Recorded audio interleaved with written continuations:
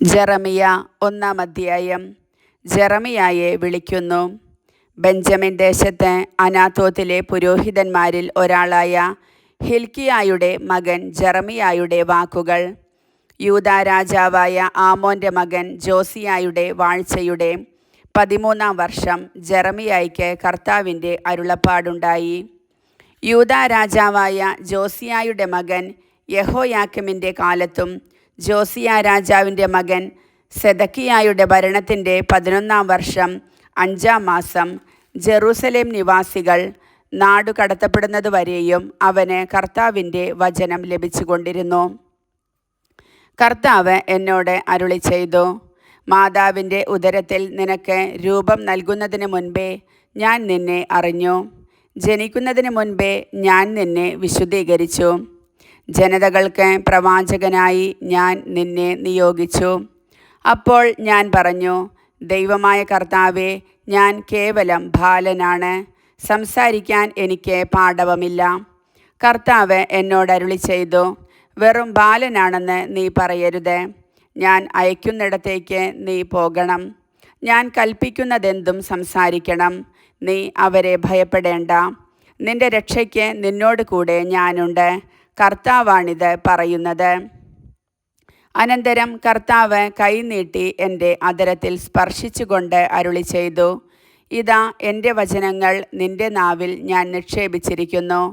പിഴുതെറിയാനും ഇടിച്ചു തകർക്കാനും നശിപ്പിക്കാനും തകിടമറിക്കാനും പണിതുയർത്താനും നട്ടുവളർത്താനും വേണ്ടി ഇന്നിതാ ജനതകളുടെയും രാജ്യങ്ങളുടെയും മേൽ നിന്നെ ഞാൻ അവരോധിച്ചിരിക്കുന്നു.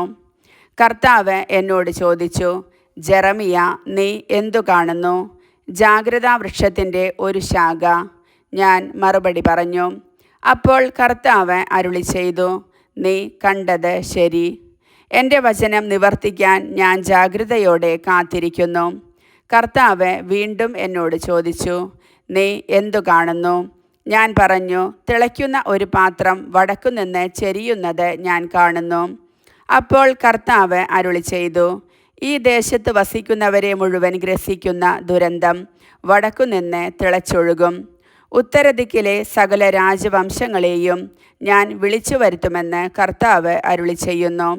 അവർ ഓരോരുത്തരും വന്ന് തങ്ങളുടെ സിംഹാസനം ജെറൂസലേമിൻ്റെ പ്രവേശന കവാടങ്ങളിലും ചുറ്റുമുള്ള മതിലുകളുടെ മുൻപിലും യൂദായുടെ നഗരങ്ങൾക്ക് മുൻപിലും സ്ഥാപിക്കും. അവർ ചെയ്ത എല്ലാ ദുഷ്ടതയ്ക്കും ഞാൻ അവരുടെ മേൽ വിധി പ്രസ്താവിക്കും. അവർ എന്നെ ഉപേക്ഷിച്ച് അന്യദേവന്മാർക്ക് ധൂപം അർപ്പിച്ചു, സ്വന്തം കരവേലകളെ ആരാധിച്ചു. നീ എഴുന്നേറ്റ് അരമുറുക്കുക. ഞാൻ കൽപ്പിക്കുന്നതൊക്കെയും അവരോട് പറയുക. അവരെ നീ ഭയപ്പെടേണ്ട. ഭയപ്പെട്ടാൽ അവരുടെ മുൻപിൽ നിന്നെ ഞാൻ പരിഭ്രാന്തനാക്കും. ദേശത്തിന് മുഴുവനും യൂദായിലെ രാജാക്കന്മാർക്കും പ്രഭുക്കന്മാർക്കും പുരോഹിതന്മാർക്കും ദേശവാസികൾക്കും എതിരെ അപ്രതിരോധ്യമായ നഗരവും ഇരുമ്പ് തൂണും പിച്ചളമതിലുമായി ഇന്ന് നിന്നെ ഞാൻ ഉറപ്പിക്കും. അവർ നിന്നോട് യുദ്ധം ചെയ്യും, എന്നാൽ വിജയിക്കുകയില്ല. നിന്റെ രക്ഷയ്ക്ക് ഞാൻ കൂടെയുണ്ട് എന്ന് കർത്താവ് അരുളി ചെയ്യുന്നു.